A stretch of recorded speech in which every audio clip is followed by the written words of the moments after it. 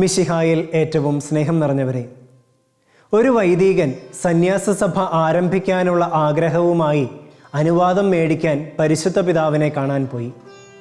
കീറിപ്പറഞ്ഞ് മുഷിഞ്ഞ വസ്ത്രവും അലസമായ മുടിയുമായിരുന്നു വേഷം. അത് കണ്ട പാപ്പായ്ക്ക് ആ മനുഷ്യനെ തീരെ ബോധിച്ചില്ല. പാപ്പ പറഞ്ഞു, നിങ്ങൾ പോയി ആ പന്നികളോട് സുവിശേഷം പ്രസംഗിക്കുക.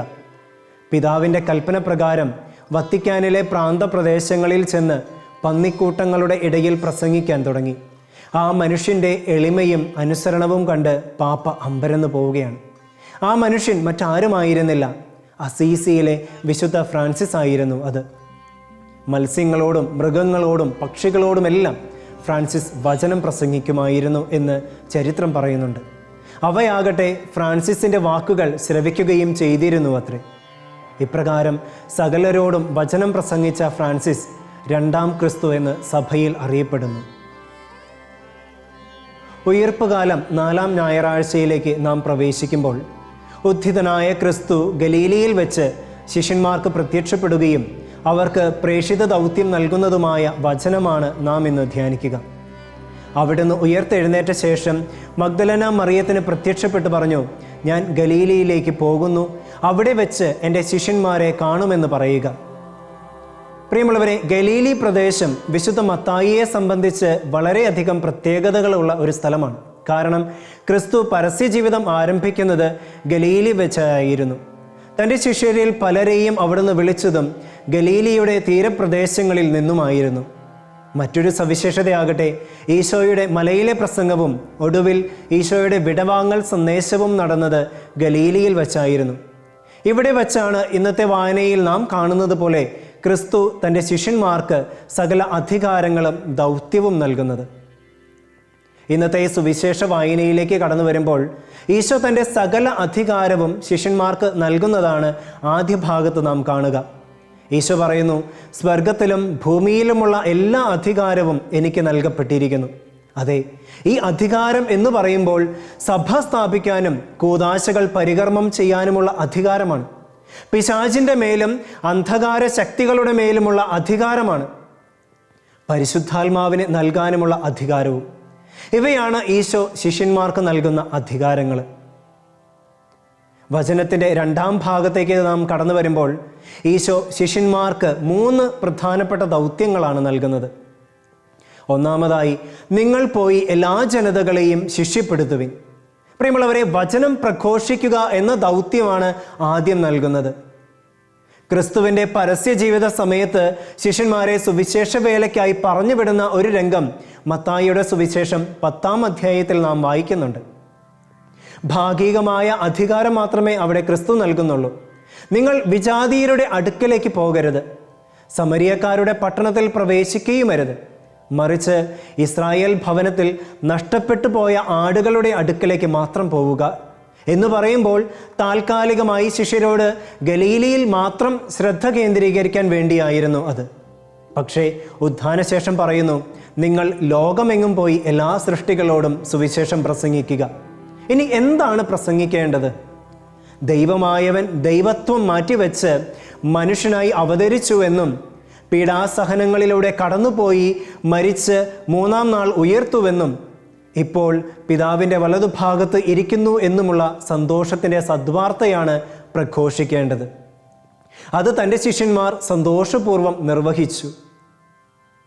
രണ്ടാമതായി, സുവിശേഷ പ്രഘോഷണം മാത്രം പോരാ, പിതാവിൻ്റെയും പുത്രൻ്റെയും പരിശുദ്ധാത്മാവിൻ്റെയും നാമത്തിൽ നിങ്ങൾ ജ്ഞാനസ്നാനം നൽകുക.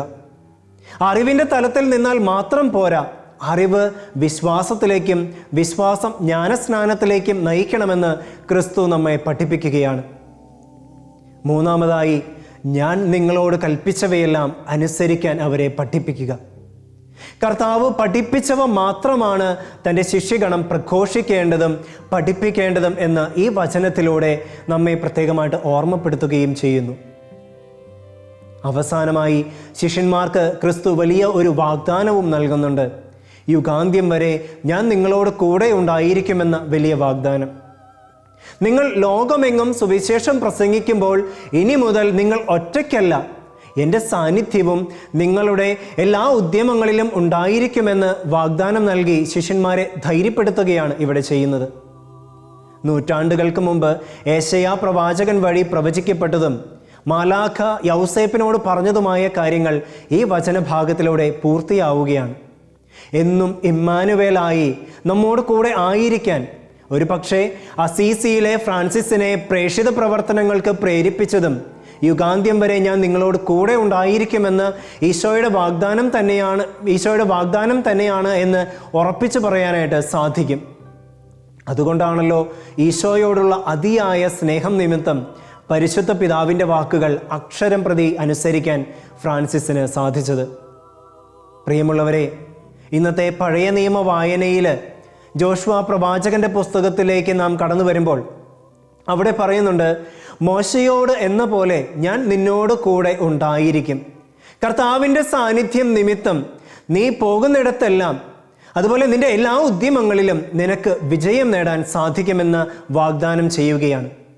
വീണ്ടും ദിനവൃത്താന്തങ്ങളുടെ 2-ാം പുസ്തകത്തിൽ ദൈവത്തിൻ്റെ വാഗ്ദാനം വീണ്ടും കാണാനായിട്ട് സാധിക്കുന്നു. ദൈവത്തിൻ്റെ ആത്മാവ് അസറിയായിലൂടെ ആസാ രാജാവിനും യൂദ ബെഞ്ചമിൻ നിവാസികൾക്ക് വാഗ്ദാനം നൽകുകയാണ്, നിങ്ങൾ കർത്താവിനോട് ചേർന്നിരിക്കുന്നിടത്തോളം കാലം അവിടുന്ന് നിങ്ങളോട് കൂടെ ഉണ്ടായിരിക്കും എന്ന്. സ്നേഹം നിറഞ്ഞവരെ, ശിഷ്യന്മാരിലൂടെ തലമുറകളായി കടന്നു വന്ന ഈ പ്രേക്ഷിത ദൗത്യം ഇന്ന് നമ്മുടെ കരങ്ങളിൽ ഭദ്രമാണ്. വരും തലമുറകളിലേക്ക് ക്രിസ്തുവിൻ്റെ സ്നേഹവും വിശ്വാസ ചൈതന്യവും പകർന്നു നൽകേണ്ടത് ഇനി നാം ഓരോരുത്തരുമാണ്. ഒരുപക്ഷെ നാം ചിന്തിച്ചേക്കാം, ഈ പ്രേക്ഷിത പ്രവർത്തനങ്ങൾ പൗരോഹിത്യ സന്യസ്ത വിളി സ്വീകരിച്ചവരുടെ മാത്രം ഉത്തരവാദിത്തമാണ് എന്ന്. എന്നാൽ ഓർക്കുക, മാമോദീസ സ്വീകരിച്ച നാം എല്ലാവരുടെയും കടമയാണ് പ്രേക്ഷിത പ്രവർത്തനം. പൗരോഹിത്യ സന്യസ്ത വിളി, കുടുംബജീവിതം, ഏകസ്ഥ ജീവിതം, ഇങ്ങനെ ദൈവവിളികൾ പലതെങ്കിലും ലക്ഷ്യം ഒന്നു മാത്രമാണ്: ക്രിസ്തുവിനെ പ്രഘോഷിക്കുക. അത് നാം സ്വീകരിച്ച വിളികളിലൂടെ പ്രഘോഷിക്കുക എന്ന് മാത്രം. വചനഭാഗങ്ങളിലൂടെ നൽകപ്പെട്ട ആ വാഗ്ദാനം ശിഷ്യന്മാർക്ക് മാത്രമല്ല, പ്രേക്ഷിത പ്രവർത്തനങ്ങളിൽ ഏർപ്പെടുന്ന എല്ലാവർക്കുമുള്ള ഒരു വാഗ്ദാനവും കൂടിയാണ് അത്. നമ്മുടെ എല്ലാ പ്രേക്ഷിത പ്രവർത്തനങ്ങളിൽ നാം അഭിമുഖീകരിക്കുന്ന പ്രതിസന്ധികളുടെയും സഹനങ്ങളുടെയും നിമിഷത്തിലും ഓർക്കുക, നാം ഒറ്റയ്ക്കല്ല. വാഗ്ദാനങ്ങളിൽ വിശ്വസ്തനായ തമ്പുരാൻ നമ്മോട് കൂടെ തന്നെയുണ്ട്. അതുകൊണ്ട് എല്ലായ്പ്പോഴും ഈശോയോട് ചേർന്നുകൊണ്ടുള്ള ഒരു ജീവിതം നയിക്കാൻ നമുക്കും എപ്പോഴും സാധിക്കട്ടെ. ഈ അവസരത്തിൽ നമുക്ക് നമ്മെ തന്നെ ഒന്ന് ആത്മശോധന ചെയ്യാം. ഇന്ന് പ്രേക്ഷിത ദൗത്യം നമ്മിൽ എത്തി നിൽക്കുമ്പോൾ സുവിശേഷത്തിന് സാക്ഷികളായി തീരാൻ നമുക്ക് സാധിക്കാറുണ്ടോ?